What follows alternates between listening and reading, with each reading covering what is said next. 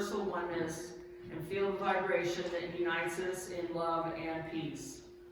Our lighted candle symbolizes the Christ-like presence in each and every one of us.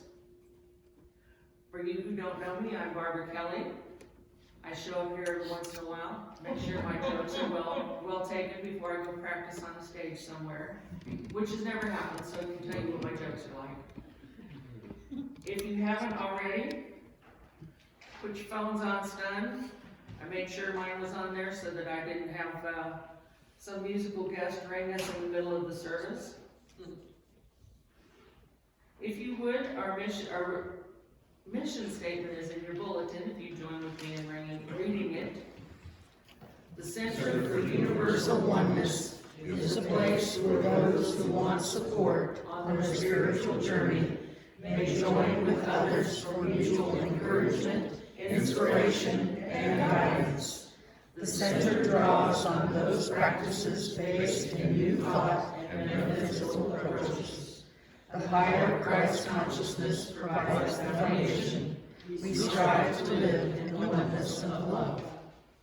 And our mission statement, extending into the world faith, love, peace, and joy. And we'll now start us off with prayer.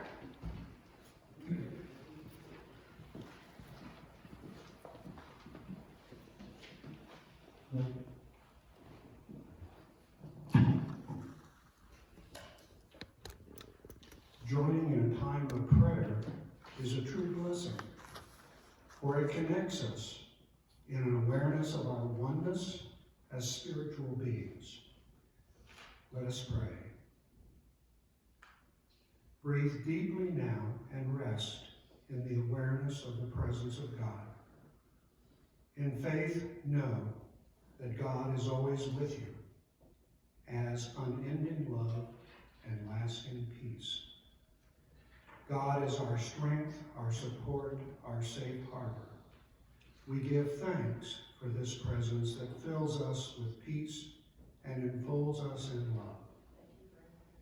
Divine love soothes me and comforts me. I feel so blessed.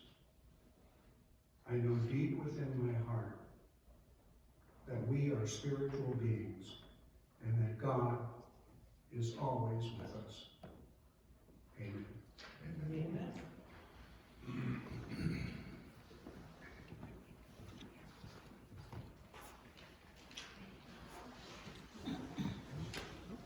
So I'm just going to turn on the microphone first. It's on the bottom. It's on the bottom?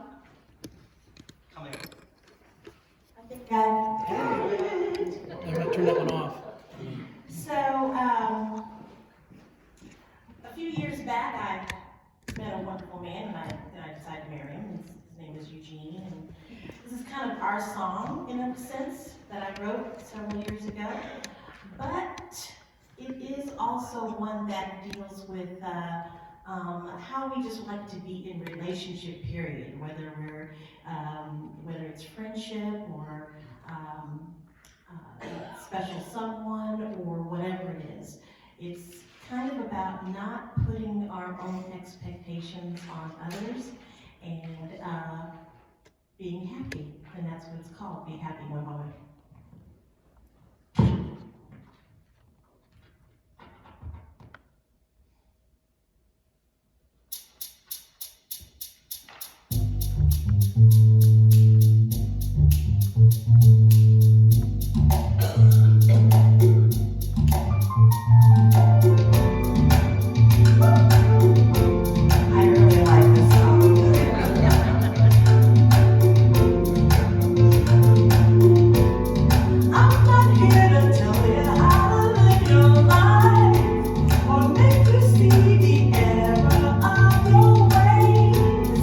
I'm just here to live.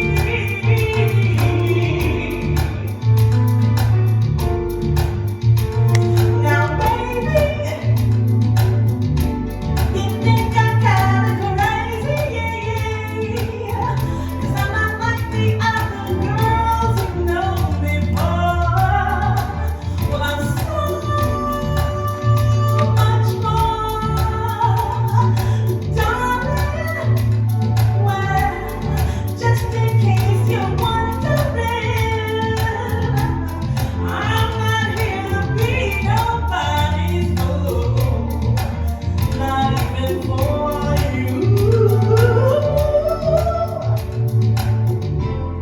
I just wanna be myself.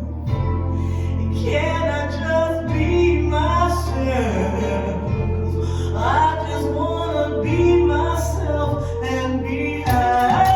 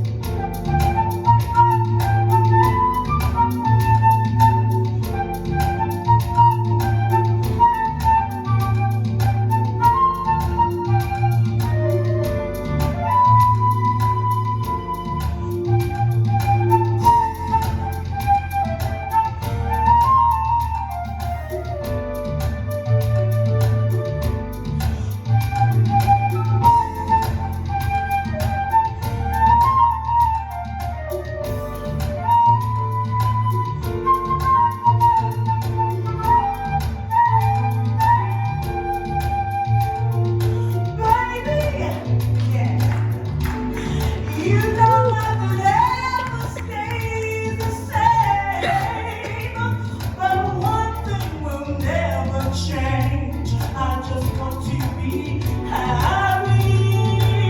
So listen, if you wanna spend some time with me, baby, can we just agree to be happy, baby, happy, baby, happy, baby? I just wanna be myself. Can I just be myself? I just wanna be myself and be happy. Just be happy.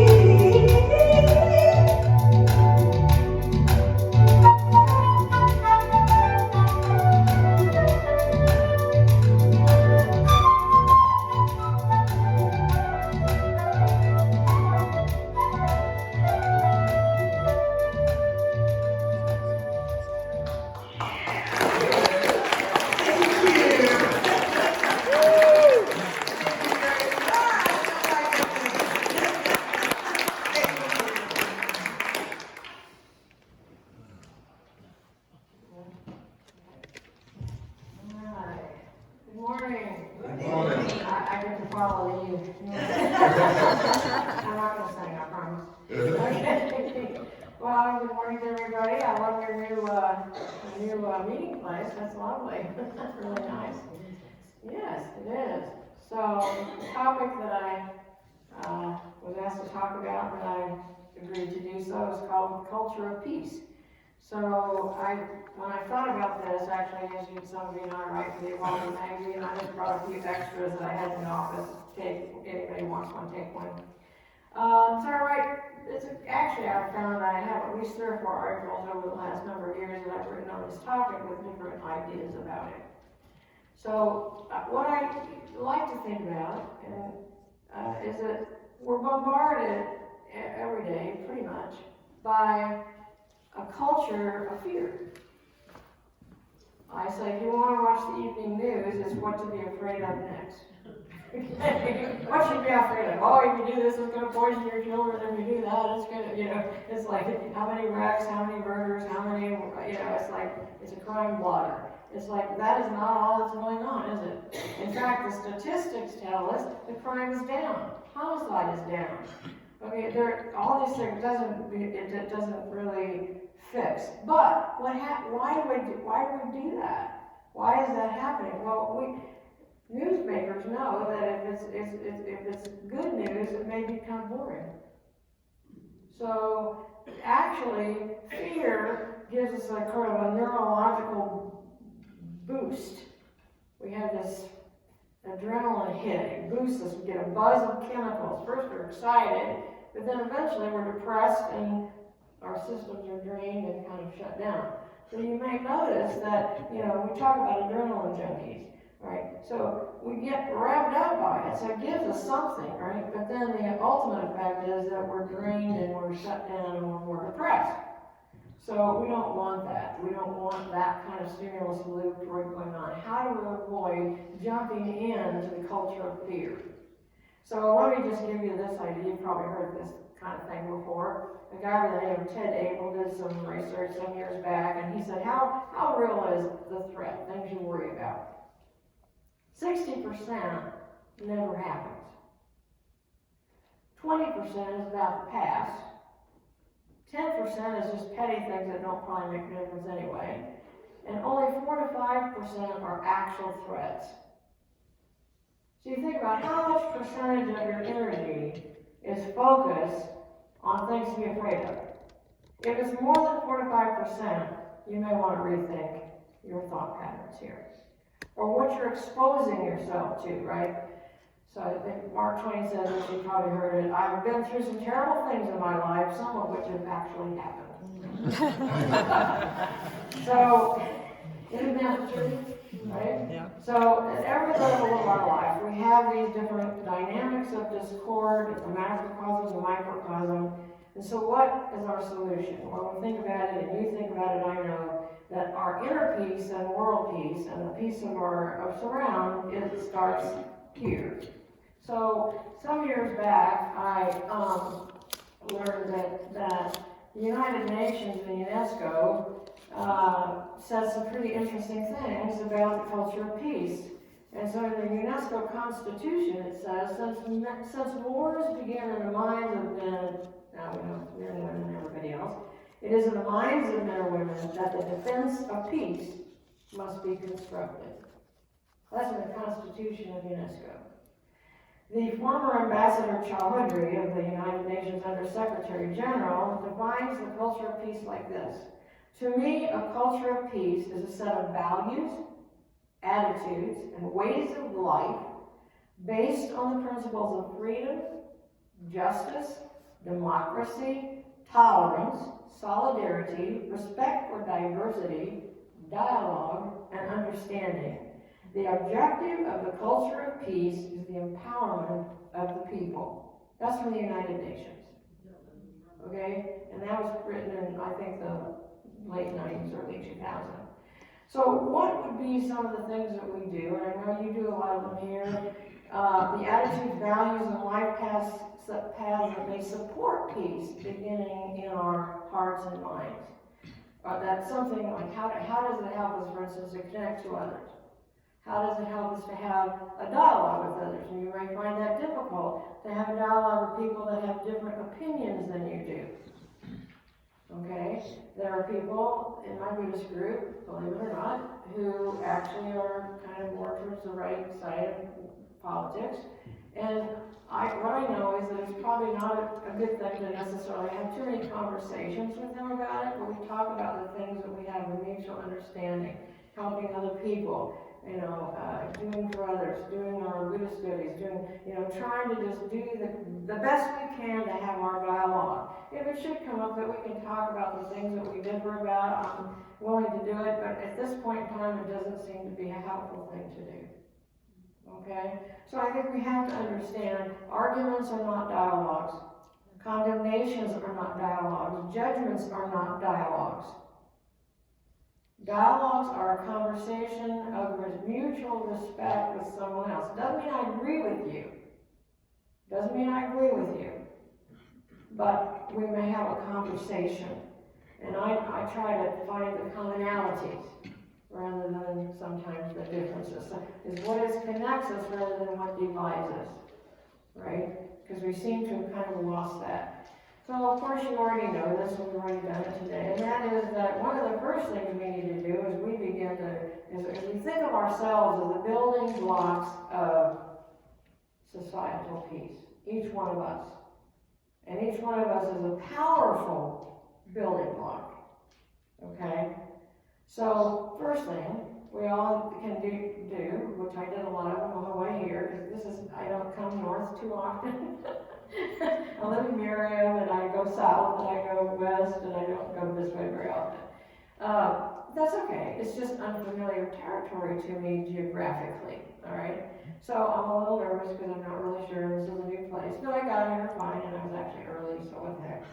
So what do? You do deep diaphragmatic breathing. So let's just do that right now. Just take a nice deep breath down the diaphragm, and then just slowly let that breath out. Take the breath into the diaphragm, and then slowly let that breath out. Once again, into the diaphragm. And then slowly let that breath out. So basically for thousands of years we've known that that kind of breathing puts us in a different state of mind. Now we know that it also changes brain chemistry. So that if we're producing too much adrenaline or too much, cortisol, right? This helps us to produce feel-good hormones. And typically they'll tell you to breathe in half as long as you breathe out. And you may have noticed that when you breathe down in the diaphragm, what happens to your neck and shoulders? It's almost impossible to hold your neck and shoulders. So she knows because she sings and plays. Anybody that's in athletics, music, any kind of thing like that, I learned it long ago in, choir in the nunnery. As we're doing Gregorian chant, right? You have to be, it's not breathy, okay? Gregorian chant is not breathy, Sister Rose Matthew would tell us. So, unlike other kinds of music, we're not doing the breathy thing. So it's a very pure sound. So you have to really control your breathing. Well, I remember we did a lot of breathing exercises in 1958, right? And 59, that's when I joined the convent. Learning how to breathe. I didn't know that was changing my brain chemistry. I didn't know any of those things at that time, but now I do. But it still did it, whether I knew it or not, didn't it? Whether it did it or not. So let's think also a little bit. When we do that pausing and breathing, changing that brain chemistry, like I said, it changes the cortisol, the fear hormones. So anytime you're reading the newspaper, and maybe you don't get the newspaper, or seeing it online or TV or whatever, or somebody else, and you're feeling stressed, just take a breath.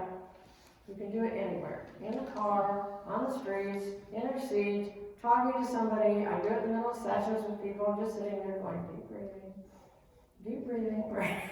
As I'm doing whatever I'm doing. So it's just something, it's a go-to thing all the time. Take a breath. Stop, take a breath, okay? So I always like to kind of think about, we can't avoid conflict, nor can we avoid pain or suffering, can we? We don't necessarily need to go out and look for it. We used to kind of joke in the convent, we used to joke, say, don't tell me an easy way I like to suffer.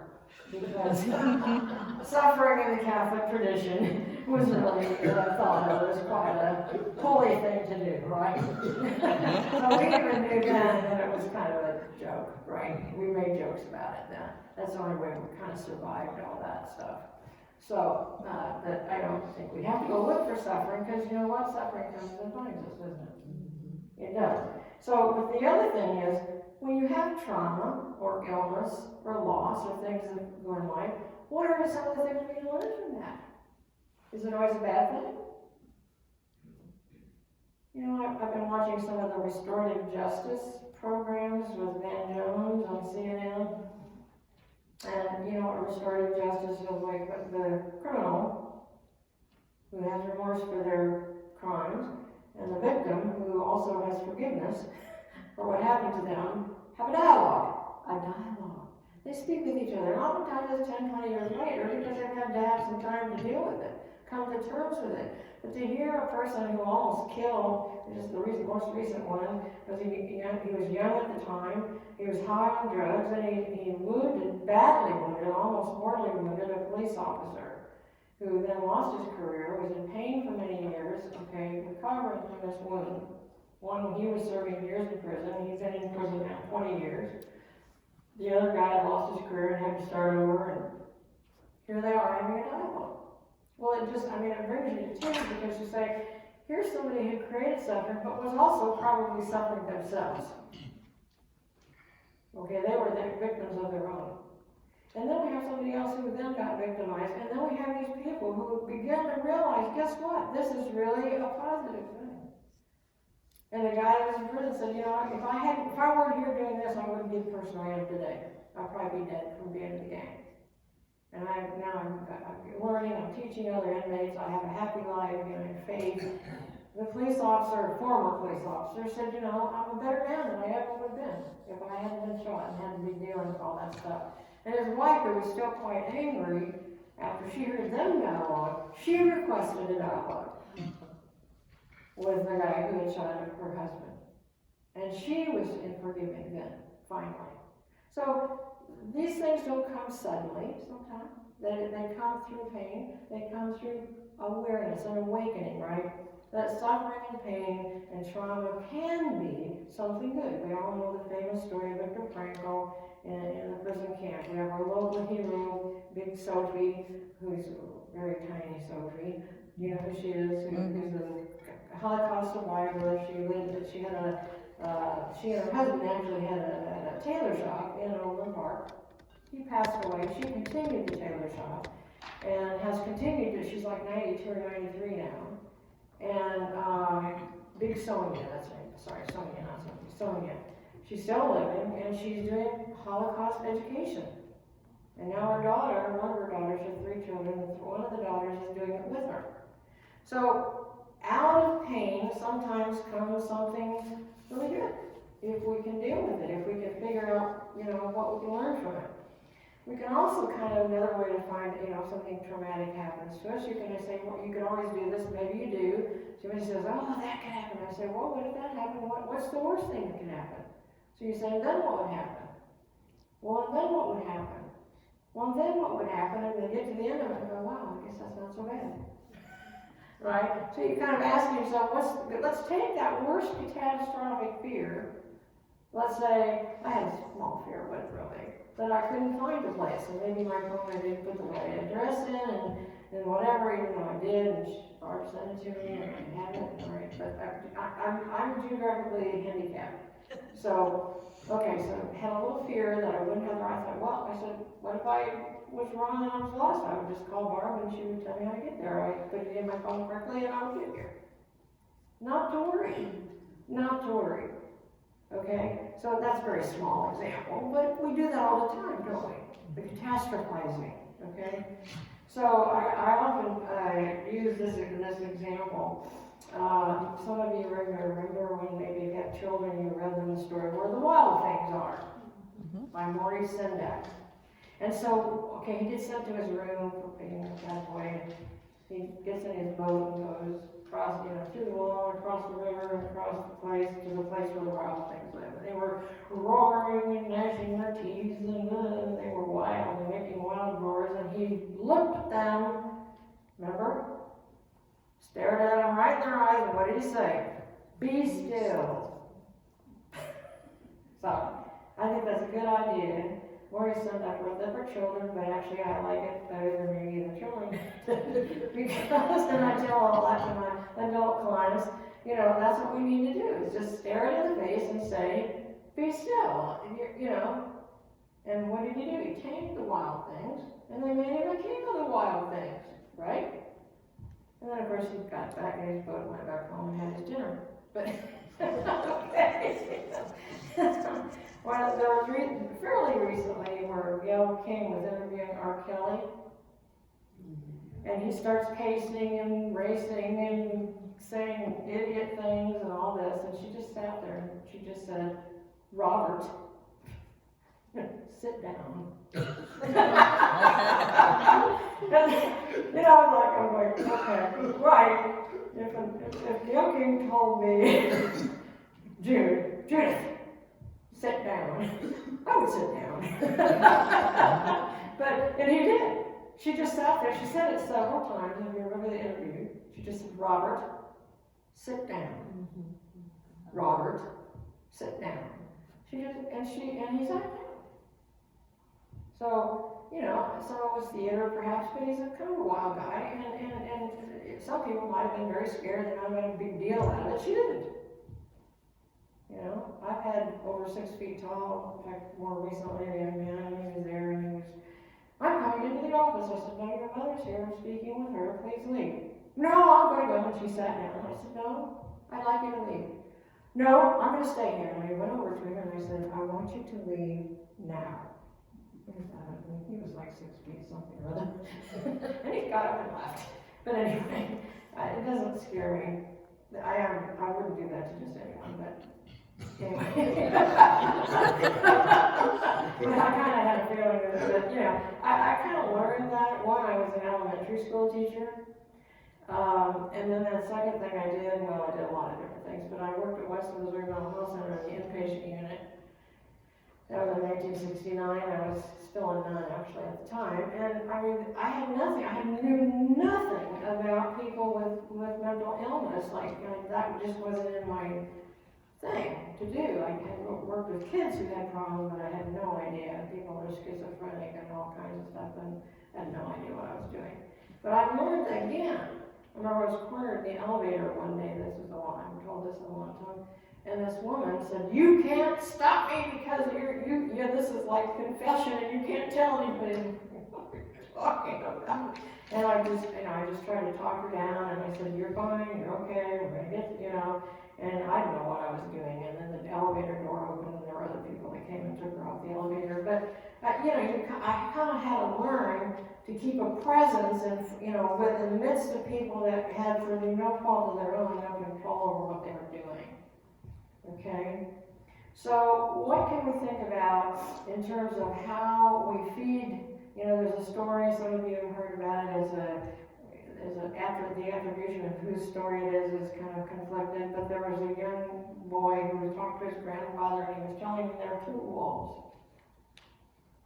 And one wolf was like fearsome and angry and sad and all these negative things, and the other one seems to be more peaceful and harmonious and positive and so on. And he says to his grandfather, which one is going to win? And you know what he said? The one that you feed. So if you think about your thoughts, your feelings, your actions, what do you feed? Do you feed the fear, or do you feed other things? Do you feed what you want? It doesn't mean that we shouldn't be informed. But how much do I feed it's like, I have to stop myself, because I get multitudes, as you do, I'm sure, of emails, and then there's I don't watch too much news. We do get the New York Times on the weekend, but I try to limit it as much as I can, because I want to hear what's going on. On the other hand, I don't want to feed my distress about what's going on. And even though I know there's climate change and global warming, and we have many disastrous effects, I also know there are things that are being done. So I've got to focus on who I vote for, who I give my money to, what I can do in my conversations with other people. But mostly, it's what I'm thinking. If thoughts are things, what kind of energy am I sending out on a daily basis? Am I sending out worry, fear, or am I sending out?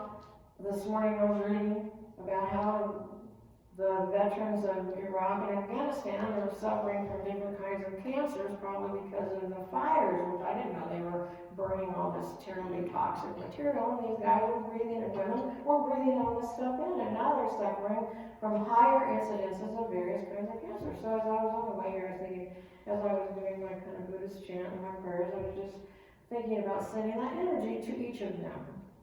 Each person that's suffering in whatever way they are, and that they will be able to deal with that, get the help they need, and deal with that in some kind of positive way.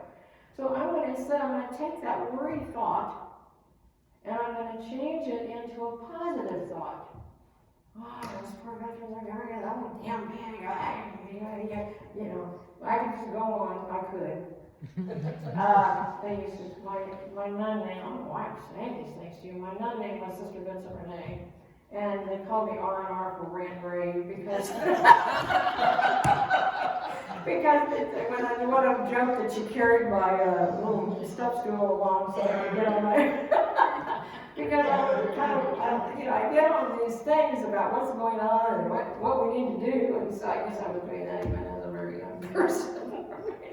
But I try to limit the ranting and raving, but hopefully I try to get my rants and raves more positive direction, right? Yes, I want to be aware. I want you all to be aware. We all need information.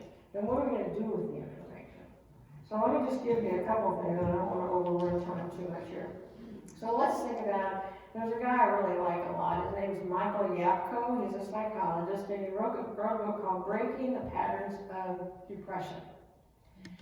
And he talks about what he calls is their cognitive distortions. The cognitive distortions are things that we do with the information. Anything we get through the five senses, right? So let's think about some of them, and some of them you're aware of. Because these interfere with our being able to have peace and create that kind of energy. So one is to kind of do the all or none thinking. It's kind of like either or. You're good or bad, right or wrong. You're in or out. Black and white thinking, right? There's nothing in between. There's no other way to think about it. That's it, right? We have a lot of that sort of thing going on. Overgeneralizing. Oh my goodness, the press says that they take one thing. I go with my spouse and I go to the Topeka prison once a month, women's prison. And when, at the end of our Buddhist study, it's easy. We tell them we'll be back and we give them a little hug, okay? Well, now they have a rule, no hugging. Yeah, we can shake hands with them. And it's like, oh my goodness.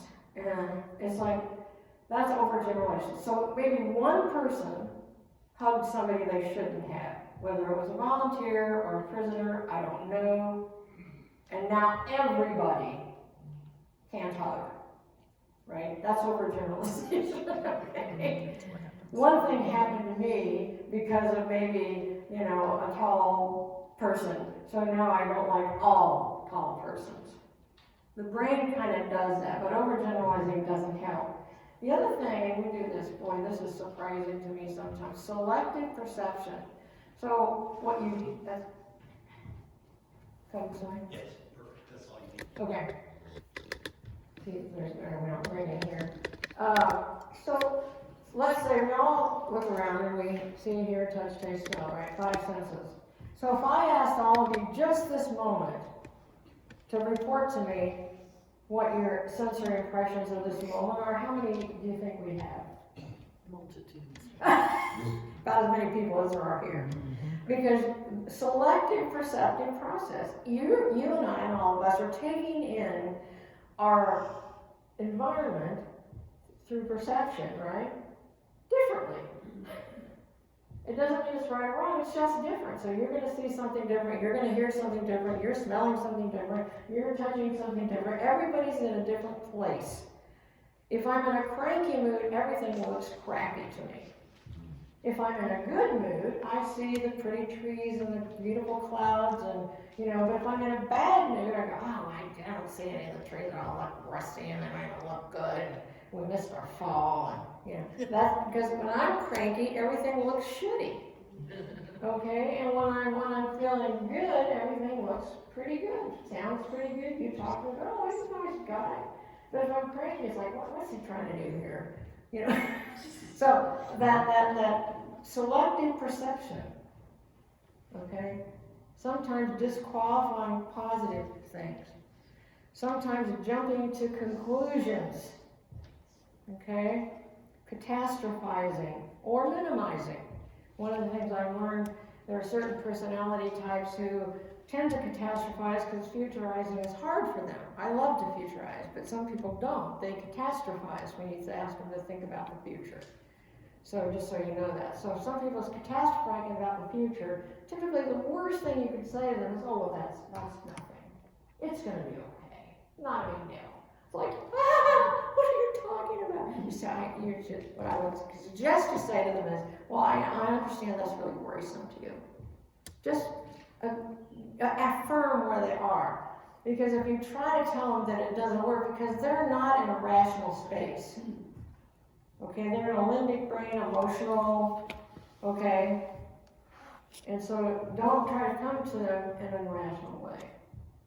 Just try to affirm where they are, because then if once affirmed, guess what happens? If I say, you know, that sounds really scary. I wonder what we could do. It's like, what does our fear level do? Comes down. If I say, oh, that's no big deal, I go, but you don't understand. It's really, really big, and don't you know? And then it goes up. But if I affirm it, it comes down. So catastrophizing or minimizing, both of those things can get us off the chain. Emotional reasoning, none of us do that, and I sure would never do. Labeling and mislabeling, personalization. I know this is something you all look at. Belief that things happen because of something outside myself. You know, some people are saying 9/11 was caused by gay and lesbian people. Ooh. Not that they did it, but because they've sinned. That was one of them, you know. It depends on which side of the fence you might be, who is the bad person that caused this, right? So that attribution of evil to things outside yourself, and to people and groups and so on. Belief that things or people will never change. And that can be kind of hard. And then we know kind of the same thing sometimes in the catastrophizing. The global attribution is like Chicken Little.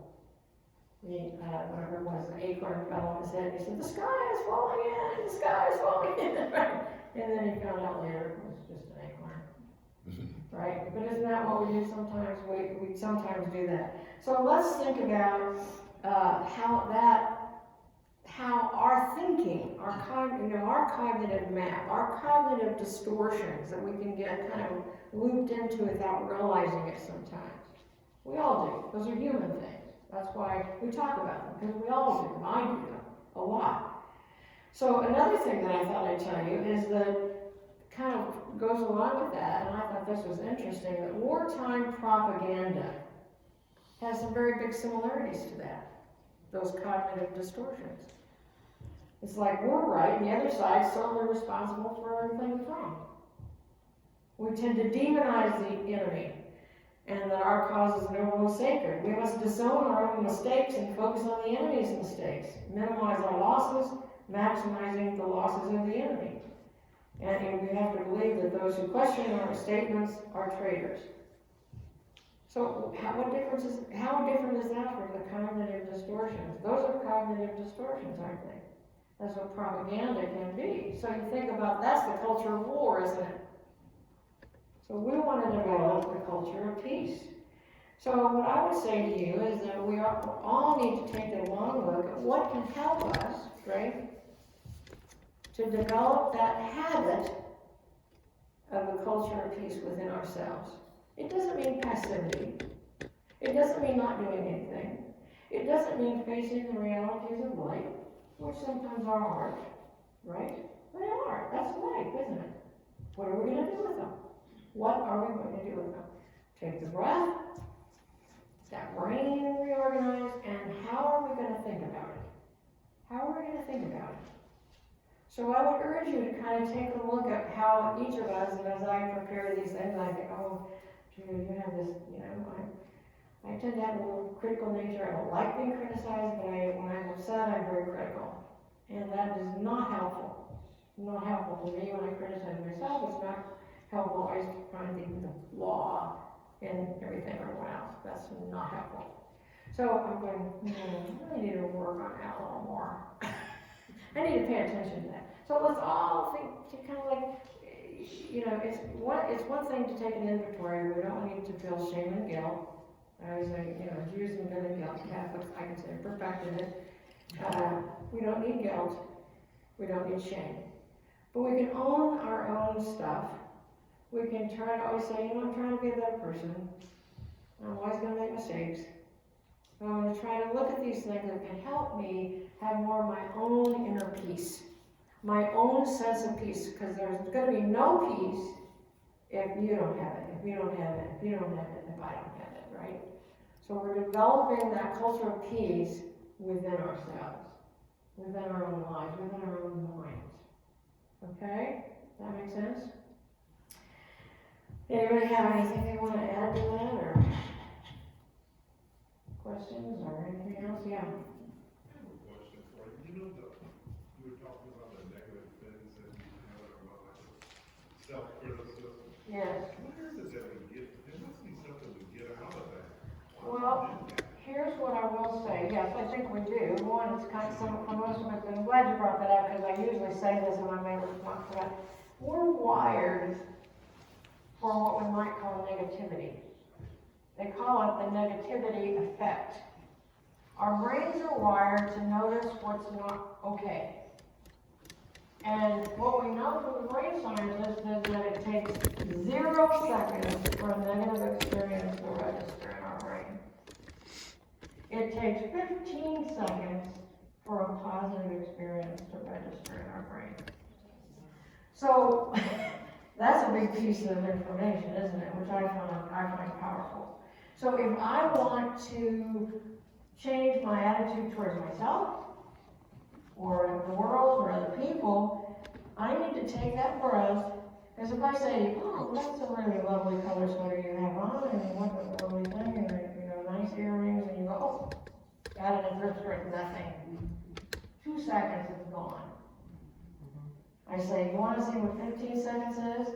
No, what a lovely sweater, isn't that great? 1, 2, 3, 4, 5. How many seconds is 15 seconds for positive or negative? Whoa. It's a long time, 15 seconds, isn't it? So we want to take in the positive. So that taking the breath and allowing ourselves to take in, whether it's stuff about ourselves or somebody else, right? Because we tend to be very negative, or, some of that's upbringing and so on. But it's like, okay, I need to stop and think about what I'm doing here. And yes, I have this fault, but it's like, okay, you can do this, right? So I think that negativity effect explains a lot of why we behave the way we do. But that means that we have to work a little bit harder to do this grounding thing, to do the diaphragmatic breathing, to do the meditation, to take the moment, right? To kind of retrain the brain, rewire the brain, get that brain chemistry operating a little differently.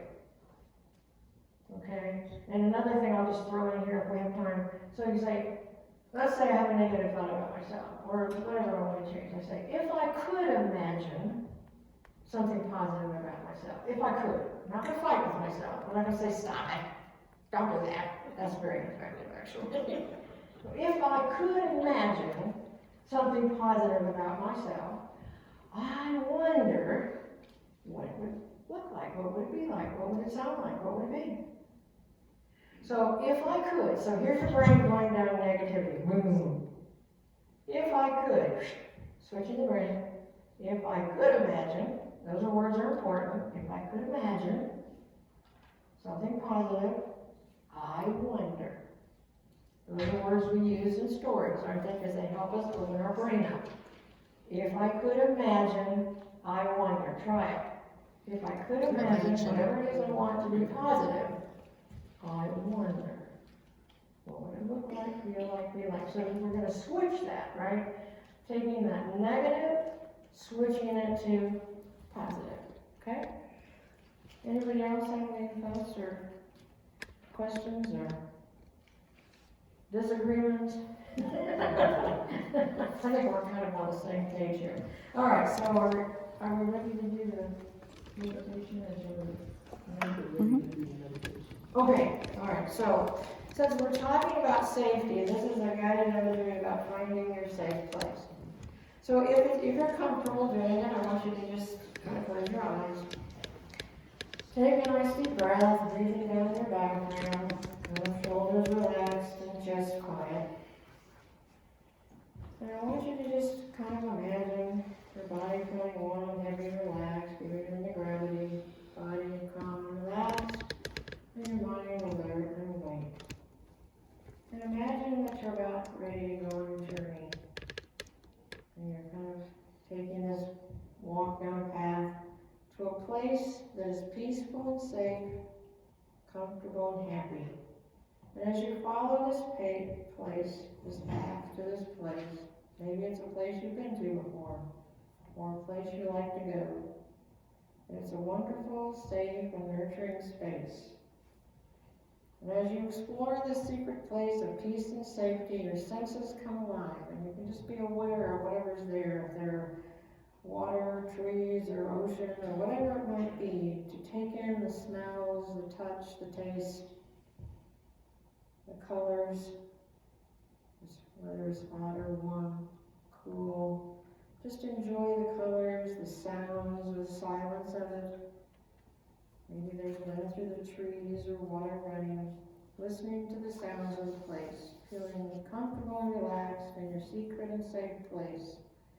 And as you sit there and take a moment in this safe, nurturing place at a slower pace, you're just imagining maybe a problem of some sort or question. And just imagine having a conversation with the wisdom of anything here, the wind, the trees, the water, the sky. Could be a person. Whatever the thing or being is that's wanting to communicate to you, to share their wisdom with you. And as you share that problem or that concern, the wise thing or being is there to be with you, listening to you, taking all the time you need to listen and share, finding the solutions to your problem, taking in whatever it might be.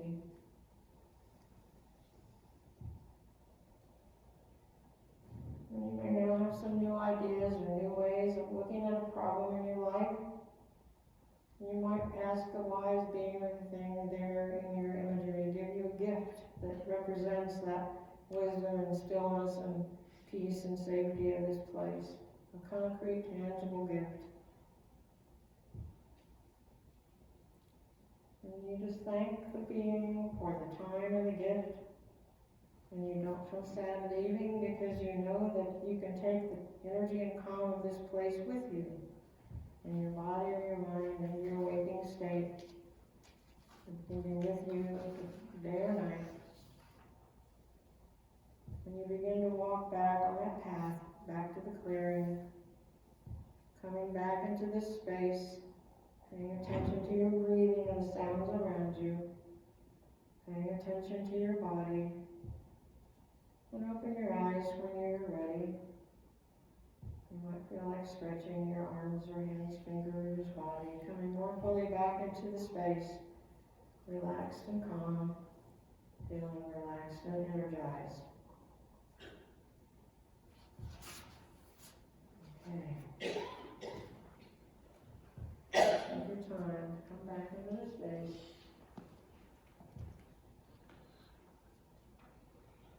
All right.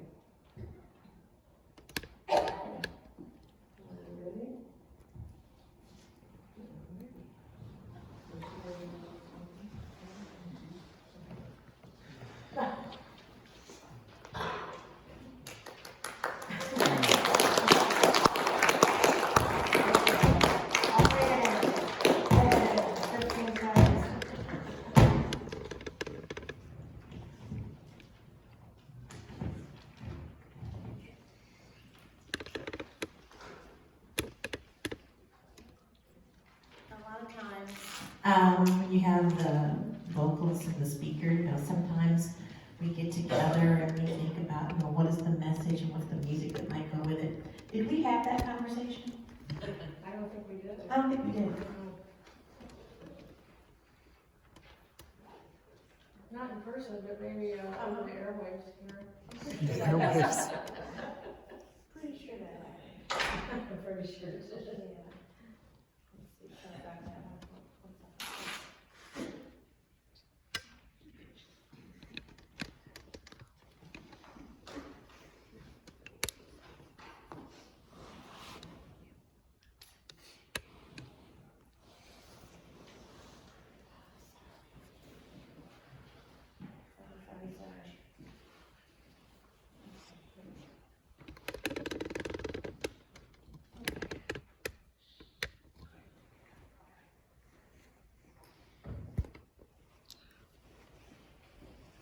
Thank you, Dr. Jude. That was wonderful. Thank you again.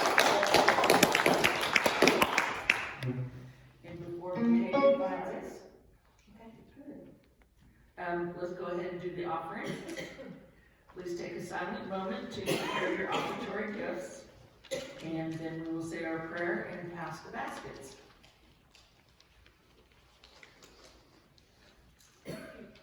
Divine love, through me, blesses and multiplies all that I have, all that I give, and all that I receive, and I am joy-filled and grateful. All right.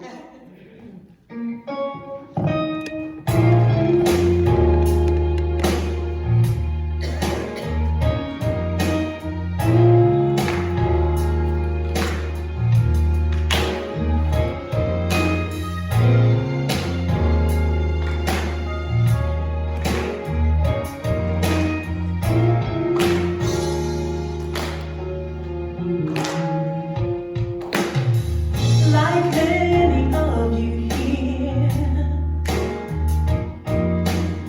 I choose not to live in fear. No matter what the people say, I choose not to live that way. I don't watch the news much, no. I don't want to lose touch with what I know is true. The truth we're all connected to. So I got down on my knees and prayed. I got down on my knees and prayed. I got down on my knees and prayed. I got down on my knees and prayed. While I was kneeling there, I felt prayers from everywhere. People praying for humanity. People praying for you and me. So I got down on my knees and prayed. While I was there, I thought I'd stay. People praying for humanity to live together in harmony. People praying over in Iran, Great Britain and Pakistan. People praying in Zimbabwe, Argentina and Paraguay. So I got down on my knees and prayed. I got down on my knees and prayed. So let's just take a minute to think of all the things that we heard in that message. That we get away from the negativity and we embrace the positivity and just feel our presence in that prayer that is taking place all over the world. People all different walks in life. Imagine everyone you see, all choosing to agree that should ever we go astray, we'll get down on our knees and pray. We'll get down on our knees and pray. And while we're there, we might as well stay and start praying for humanity to live together in harmony. Start praying for peace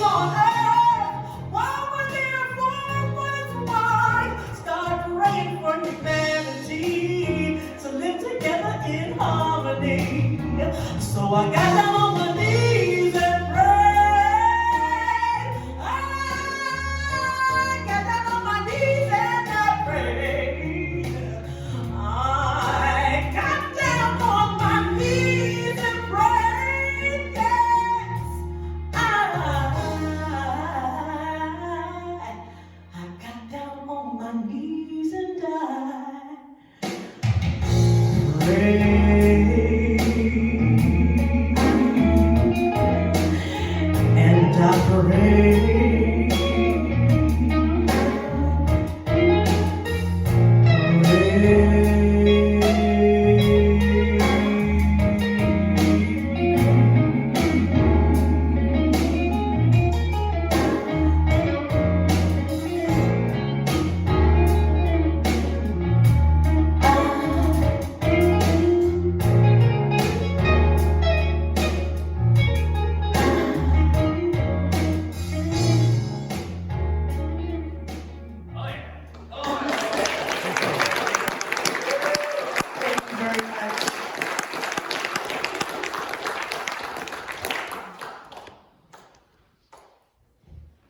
That was a pretty amazing combination of song and music.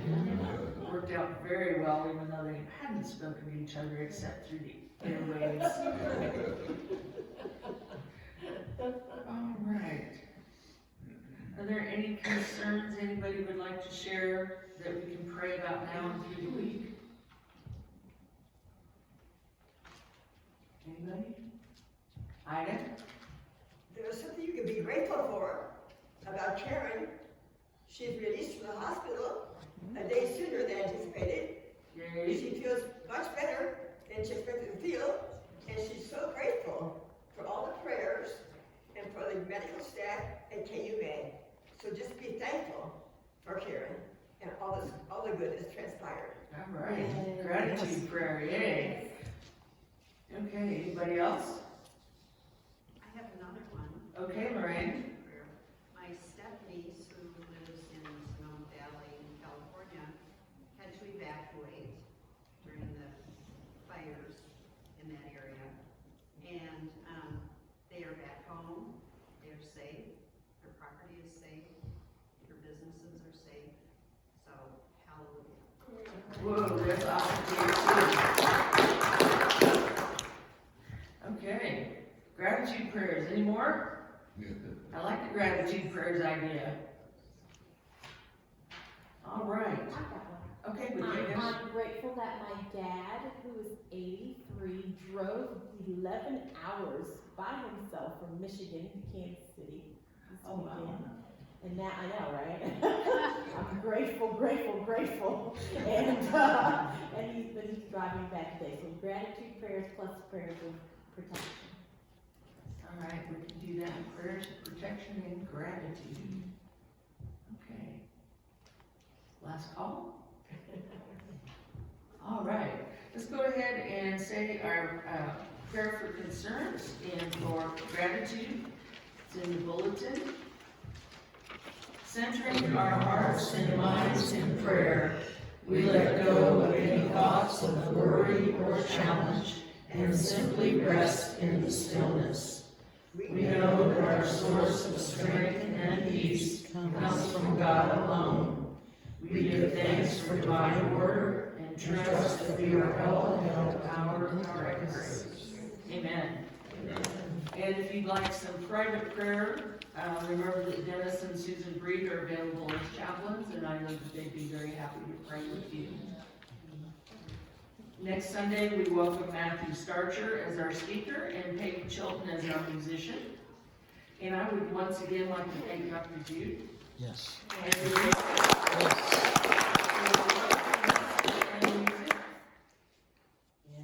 believe it is time for Doug to pray us out.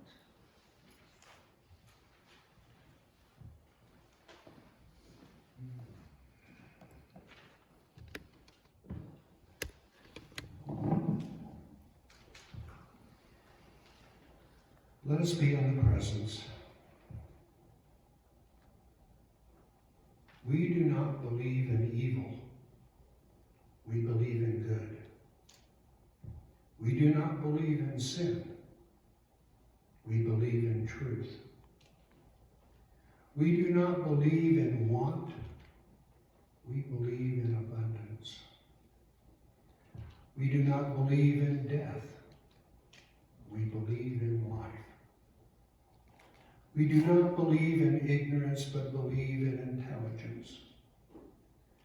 There is no discord in our being without our permission. Our faith, our understanding, and love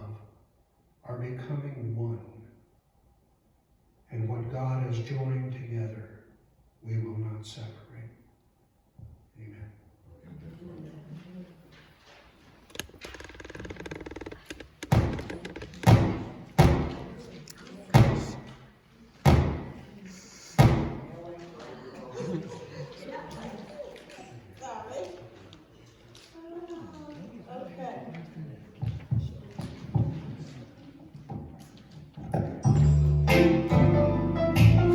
So when those thoughts of negativity come your way, I got something to tell you, and it won't take too long. It starts out on a journey, ends up in a song. To my brothers and sisters, I got something to say.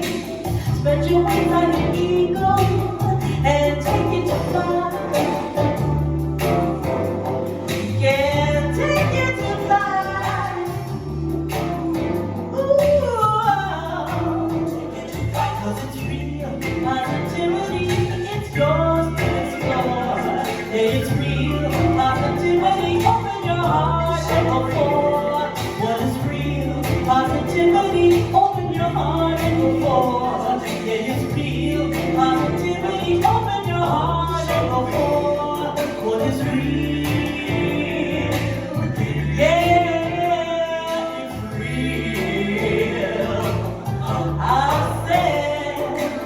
Spread your wings like an eagle and take it to flight. Spread your wings like an eagle and take it to flight. Positivity conquers as you step in the light.